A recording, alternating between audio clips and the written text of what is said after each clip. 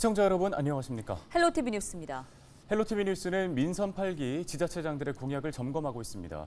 계양에서는 공항 소음 피해 문제를 비롯해 효성 도시 재생 사업에 대한 파열음이 계속 나오고 있는데요. 네, 이번 시간에는 윤한 계양구청장의 안전 환경과 복지 소통 분야를 짚어보겠습니다. 송효창 기자입니다.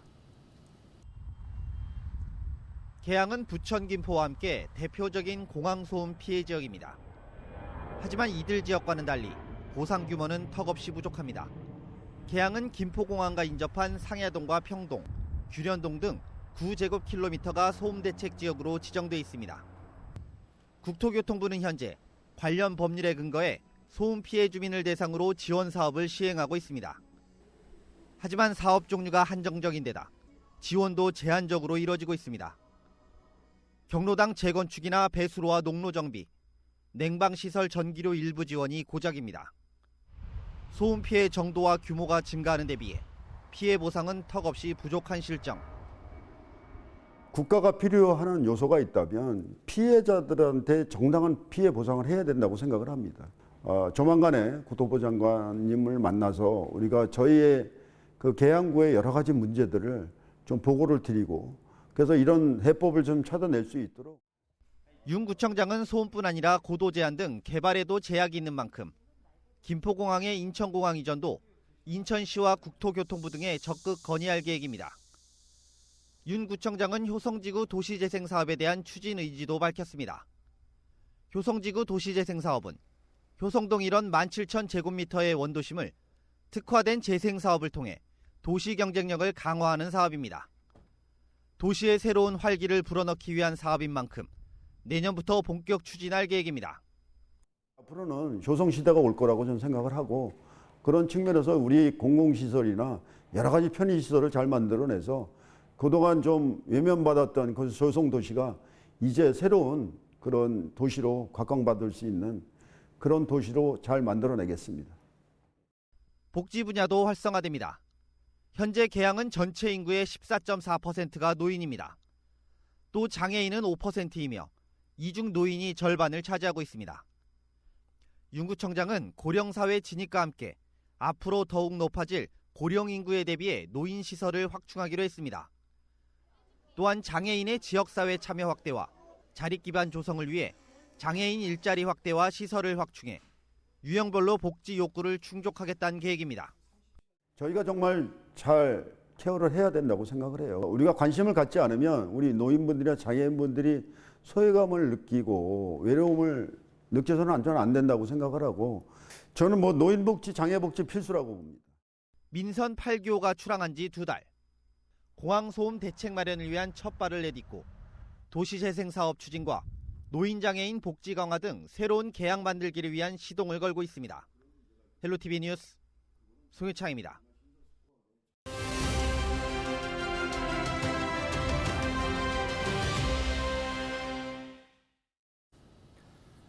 지난해 법정 문화도시로 지정된 부평구는 문화도시센터를 출범하고 본격적인 문화도시 조성 사업을 추진하고 있습니다. 네, 부평구 문화도시 조성 사업의 가장 큰 특징은 시민이 직접 이 사업에 참여한다는 점인데요.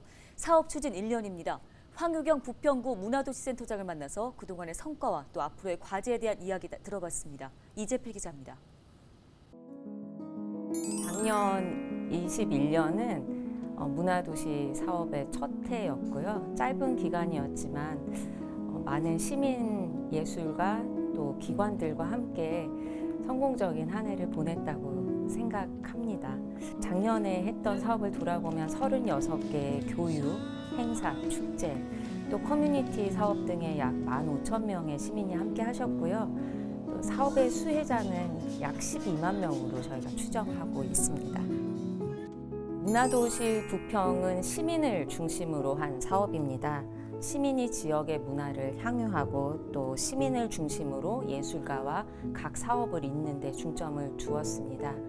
시민의 삶이 곧 문화다라는 생각에 기반을 해서 문화도시 부평의 중심은 결국 시민이고 또 목표는 시민력을 높이는 것에 있습니다.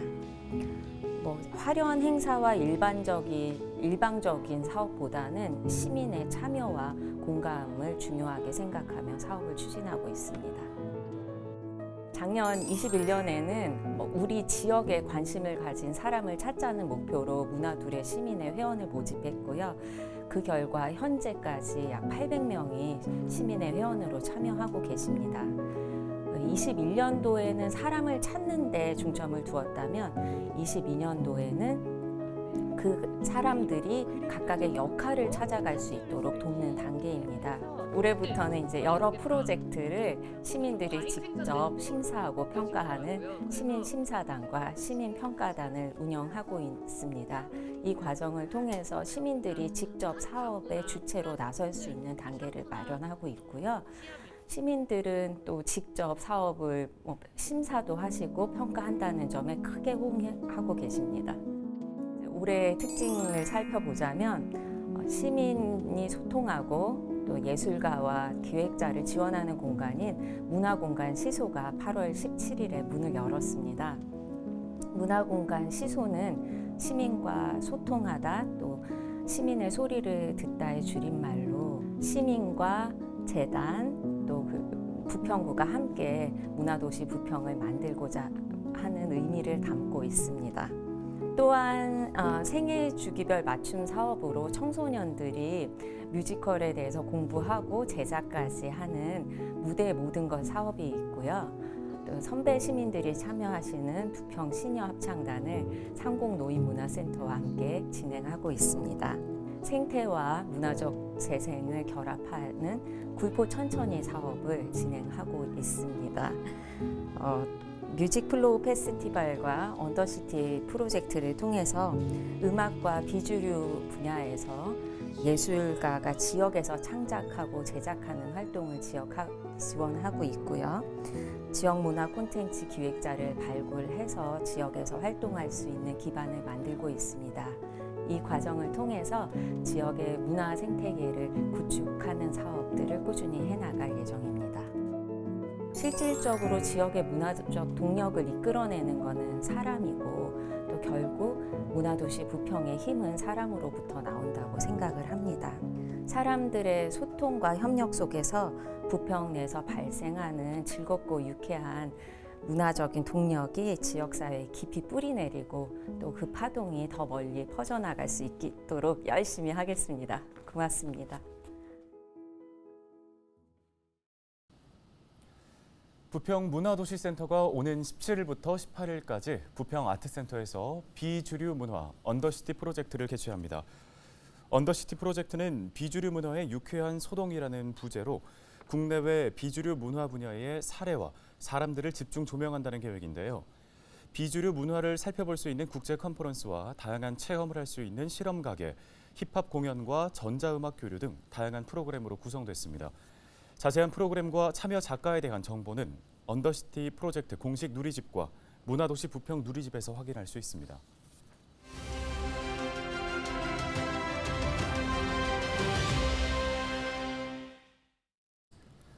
시민 참여형 에너지 전환에 대한 시대적 요구가 강조되고 있는 가운데 인천시의회도 그 필요성에 공감하고 인천시의 역할과 방향에 대해 알아보는 자리를 마련했습니다. 네, 인천환경운동연합의 이완기 기후특위 위원장 전화 연결해 보겠습니다. 자, 위원장님 먼저 토론회 현장에서 다양하고 체계적인 이야기들이 오갔다고 하는데요. 분위기 어땠습니까? 네, 이번 시민 참여 에너지 지원 조례는 사실 2019년부터 시의회에 이제 제안을 해왔습니다. 그런데 그때는 이제 의회에서 관심이 없었다가 최근에는 경기도, 서울시, 그다음에 광주시 등에서 이제 확산돼 가지고 전국에서 가장 활발하게 이제 활동이 진행되고 있는데요. 그러던 차에 이제 제 9대 시의회가 출범하고 나서 이제 산업경제위원회에 제안을 했는데 선뜻 받아주셔가지고 늦었지만 매우 환영하는 분위기다라고 이렇게 말씀을 좀 드릴 수 있겠습니다. 네, 위원장님께서는 이 현장에서 시민 참여형 에너지 전환 지원 조례의 필요성을 강조하셨는데요. 그 이유를 듣고 싶습니다. 네, 기후위기를 초래하는 온실가스 배출 주범은 석유, 가스, 석탄 등 화석연료 사용입니다. 인천이 소비하는 총 에너지가 1357만 TOE인데요. 이 수치는 2010년 대비해서 28% 증가한 것입니다.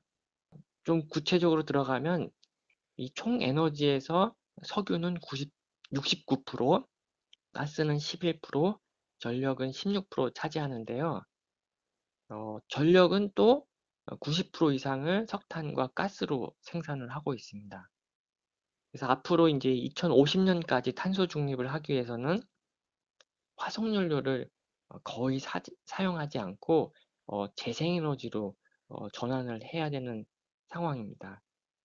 그런데 지금처럼 에너지를 소비하면은 탄소 중립을 거의 불가능하거든요.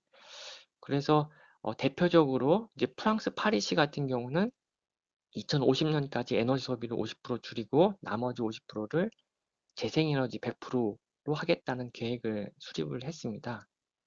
크게 이제 그 에너지 전환에서 4개의 분야가 있습니다. 전력, 산업, 교통, 건물이 있는데요. 예를 들어서 교통에서는 내연기관 차량을 중단하고 대중교통, 자전거, 걷기, 전기차, 1인 모빌리티 중심으로 바뀌어야 되고요. 건물은 단열을 통해서 에너지 소비를 줄이고 지열, 태양광, 태양열 등 재생에너지로 소비하는 건물로 만들어야 됩니다. 그래서 이 모든 것이 사실 시민 참여 없이는 불가능하거든요. 그래서 시민이 참여할 수 있도록 참여하는 에너지 전환을 지원하는 조례가 또 계획과 예산이 지금 필요한 상황입니다. 네, 오늘 말씀 여기까지 듣겠습니다. 인천환경운동연합 이완기 기후특위 위원장이었습니다.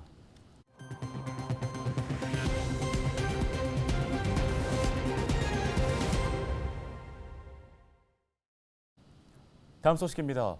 부천시가 13개 민생 분야에 대한 추석 연휴 종합대책을 추진합니다.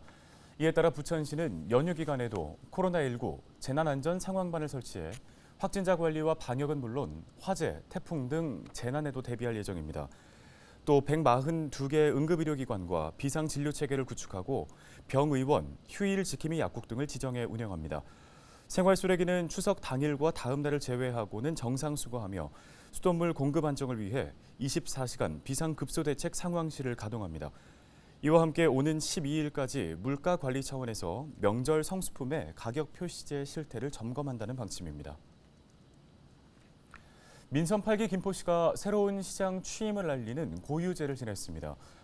김병수 김포시장은 지난달 31일 우저서원을 찾아 김포 출생 위인인 중봉 조헌 선생의 시장 취임을 알리는 제사를 지냈는데요. 고유제는 국가나 사회에 큰 일이 있을 때 선조에 그 사유를 고하는 제사를 뜻합니다.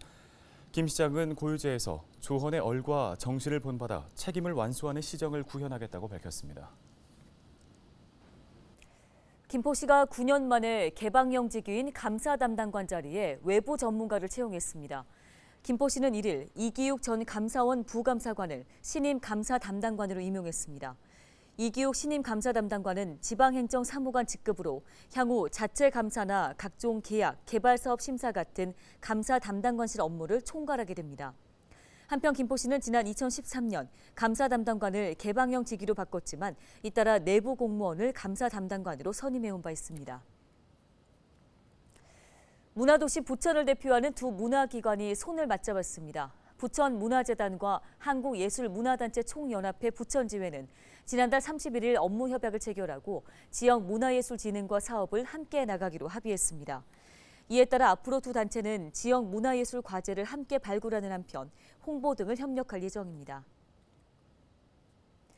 인천시가 1인 가구 생활 실태 조사에 나섭니다. 인천시는 1인 가구의 안정적인 생활 기반 구축과 정책 개발을 위해 실태 조사를 결정했습니다. 인천시는 1인 가구의 발생 원인과 유형, 특성 등을 조사할 계획인데요. 6월 말 기준 인천 지역의 1인 가구 수는 약 50만 명으로 전체 가구의 38.1%를 차지했습니다. 전국 1인 가구 비율은 40.9%, 서울시 1인 가구 비율은 43.8%입니다. 뉴스 마치겠습니다. 네, 고맙습니다.